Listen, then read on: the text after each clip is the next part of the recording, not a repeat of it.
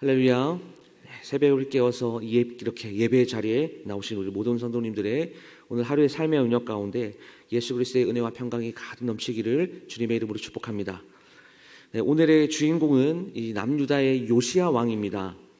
이 이전을 한번 생각해 보면 하나님 보시기에 정직하게 행하였던 그 히스기야 왕이 있었죠. 그리고 그 이후로 나왔던 왕들을 보면 이 므낫세와 아몬이라는 왕이 있었는데, 므낫세는 그 아합의 길로 행하였습니다. 그 아합을 모델링하여서 남유다의 가장 악한 왕으로 평가를 받았고, 그의 아들 아몬도 악한 왕으로 평가를 받습니다. 이 두 왕의 이 시절을 합치면 한 60년 이상의 그 악을 행했던 그 남유다의 역사가 기록되어 있다가 이제 요시야로 넘어왔는데요, 드디어 이렇게 므낫세와 아몬이 저질렀던 악행을 끊고 2절 말씀을 보시면 여호와 보시기에 정직하게 행하여 그의 주상 다윗의 모든 길로 행하고 좌로나 우로나 치우치지 아니하였다라고 이렇게 평가받는 왕이 드디어 남유다에서 등장하게 되었습니다.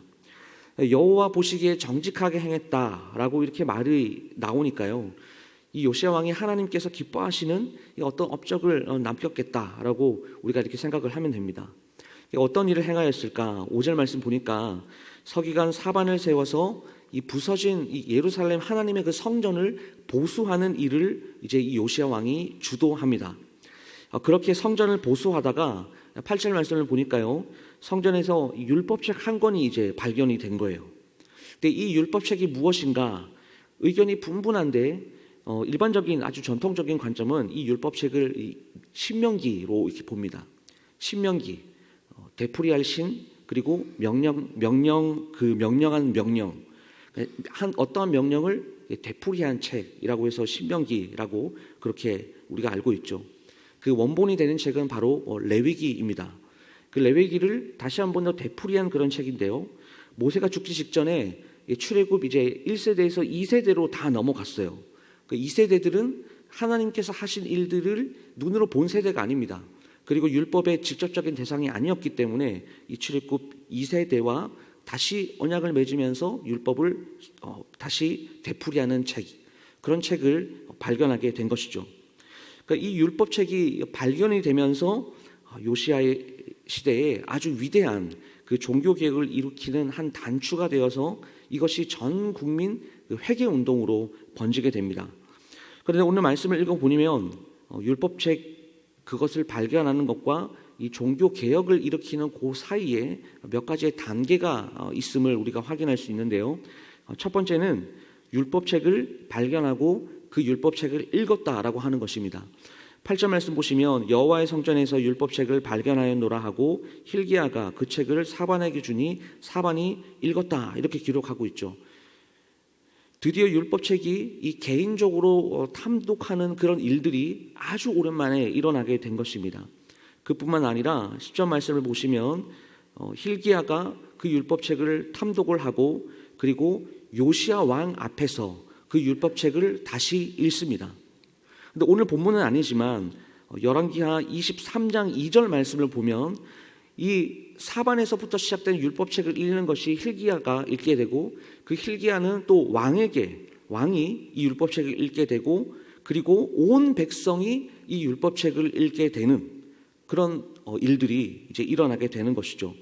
사반 한 사람으로부터 시작된 그 율법책을 읽는 것이 결국 모든 백성에게로 번지게 되는 그런 역사가 오늘 이 본문에 기록이 되어 있습니다.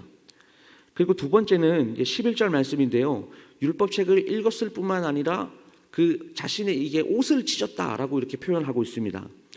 옷을 찢었다라는 것은 마음을 찢었다라는 그런 말인데요, 즉 말씀을 읽으니까 그동안 우리가 하나님 앞에서 우리 민족이 무엇을 잘못했는지 그 율법책을 읽어보니까 이제 알겠다라는 거예요. 13절 말씀을 보면요, 우리 조상들이 이 책의 말씀을 듣지 아니하며 이 책에 우리를 위하여 기록된 모든 것을 행하지 아니하였으므로 여호와께서 우리에게 내리신 진노가 크도다, 이 요시야 왕이 이렇게 고백을 합니다. 말씀을 통해서 하나님 앞에서 이스라엘 민족 전체가 불순종하였다라는 것을 깨닫게 되었고, 그러니까 우리 민족이 하나님의 마음을 슬프게 하였다라는 사실을 깨닫게 되었습니다. 애통하는 마음이 생기게 된 것이죠. 결국 이 두 단계를 거쳐서 이제 모든 민족에게 범국민적인 회개 운동이 일어나게 되고, 그리고 요시야 시대 때는 왕정 정치 시대의 전무후무한 종교 개혁이 단행이 됩니다. 오늘 말씀을 통해서 우리가 확인할 수 있는 사실은 모든 역사는 하나님께서 주관하신다라고 하는 것입니다. 여러분, 이게 세계사에는 우연이라는 것이 없습니다. 모든 만물을 창조하신 하나님께서 주권적으로 역사하신다라는 것이죠. 그렇다면 이런 생각들을 해볼 수 있어요. 왜 하필 요시야 시대일까? 요시야가 왜 하필 그 수많은 그 업적들 중에서 이 성전을 보수해야 되겠다라고 생각을 왜 한 것일까? 그러니까 이것이 요시야 왕이 한 것 같이 오늘 성경에 기록되어 있지만 그 이면에는 하나님께서 주도하시고 하나님께서 이 일을 진행하셨다라고 하는 것입니다. 율법책을 발견케 하시고 읽게 하시고, 그리고 마음을 찢게 하시고 애통하는 마음을 가지게 하셔서 그 이스라엘 백성들이 하나님께로 다시 돌아오기를 원하셨던 그 아버지의 그 마음, 그러니까 그 마음을 누구를 도구로 사용하셔서 알게 하신 것인가? 바로 요시야를 통해서, 요시야를 도구를 통해서 이스라엘 전체에게 그 하나님의 마음을 알리고자 하는 그 주님의 뜻이 있었다라는 것이죠. 여러분, 우리도 어쩌면 이런 멋진 그리스도인들이 되어야 하지 않을까라는 생각들을 해보았습니다. 하나님의 마음이 나의 마음이 되고 내 마음이 하나님의 마음이 되는 그 놀라운 역사들, 그래서 하나님께서 이루시는 그 역사의 귀한 도구로 사용되어지는 그런 우리 모두가 그런 주님의 종이 되는 것, 바로 우리의 소망이 이것이 되어야 할 줄 믿습니다. 또한 우리에게 말씀이 없다면 우리는 어떤 삶을 살아가게 될까요? 하나님의 말씀이 없다면 우리는 참 절망적인 삶을 살게 될 것입니다. 그리고 이 세상을 살아가면서 분별력을 다 상실한 채 우리의 영적인 눈을 뜨지 못하고 이 세상이라는 그 필드 안에서 우리는 매몰되어서 매일의 삶이 아마 우울로 가득 찰 거예요. 하지만 하나님께서는 우리에게 내가 너와 함께 하고 있다라는 그 증거로 오늘날 우리에게 이 66권의 성경을 주셨습니다. 말씀은 우리에게 죄가 무엇인지를 알게 합니다. 그리고 우리 안에 내주하여 계신 그 성령께서 그 죄를 알게 하실 뿐만 아니라 선과 악을 분별할 수 있는 능력을 우리에게 주셔서 우리가 이 땅에서 하나님께서 기뻐하시는 선택을 하며 살아갈 수 있도록 성령께서 우리를 도우시고 있다라고 하는 것이죠. 그렇기 때문에 우리는 말씀을 늘 가까이 해야 합니다. 말씀을 사모해야 합니다. 그 사모하는 마음과 늘 가까이 하는 것이 무엇으로 나타날까요? 그것은 아주 단순해요. 성경을 부지런히 읽고 그 읽은 말씀을 우리의 마음으로 받아서 우리의 삶 속에서 그것이 실천되어지고 우리에게 약속하신 하나님의 놀라운 그 언약을 우리의 삶 속에서 충만하게 받아 누리며 바로 사는 삶, 그것이 바로 말씀을 가까이 하는 삶이요 말씀을 사모하는 삶입니다. 마지막으로 우리의 모든 행위의 평가는요 말씀의 기준에 따라서 행해야 된다라는 것입니다. 그러니까 말씀의 잣대에 비춰봐서 우리에게 잘못된 행위가 있다라고 그것을 발견하게 되면 오늘 우리 요시야 왕처럼 마음을 찢고 하나님 앞에 엎드려 회개해야 한다라는 것이에요.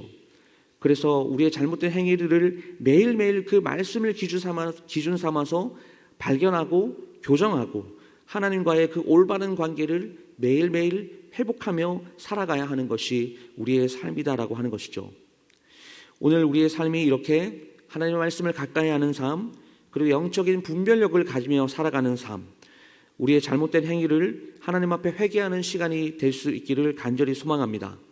그래서 하나님과의 올바른 관계가 회복되고 하나님께서 우리에게 예비해 두신 그 하늘의 신령한 은혜와 축복을 누리며 오늘 하루도 우리 앞으로의 모든 인생도 그렇게 살아가는 모든 성도님들 다 될 수 있기를 주님의 이름으로 축복합니다.